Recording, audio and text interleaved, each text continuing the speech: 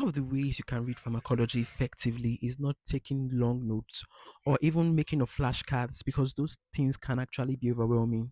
One of the ways in which you can read pharmacology and master the key concepts is first of all by understanding the drug class and understanding drug patterns. So, if for example, I'm thinking of hypertension, I need to understand first the basic physiology of what leads to hypertension and understand how that drug can affect the physiology or how that drug can interact with receptors affecting the physiology and causing cellular changes in reducing hypertension. This would actually make all the work easy and I can understand in great details the mechanism of action of drugs. And this can also give me hints in their pharmacokinetics because, of course, drugs that are used for hypertensive emergency can only be administered IV, while drugs that are used for prolonged use can be administered orally. So it gives me a hint of their pharmacokinetics and also gives me a hint of their distribution, their metabolism, and how they are being excreted. Of course, several drugs have special exceptions and special considerations.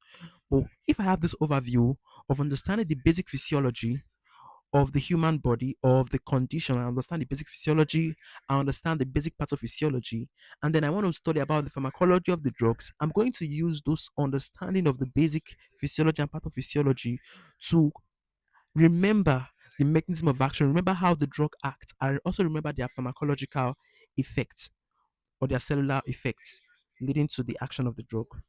So with this, I can have an overview of the mechanism of action of several anti-diabetic drug, several antihypertensives, several antivirals, several anti-malaria, several drugs that are used to treat certain conditions by first understanding their pathophysiology or the physiology of the body system leading to that particular condition.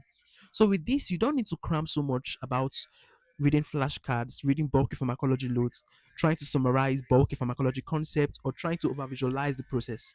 You just need to understand the basic pathophysiology and the physiology before understanding the basics of the pharmacology of any drugs you choose to study. And that is all for David Charis Pharmacology today. Don't forget to give a subscribe button and don't forget to comment what strategies works for you.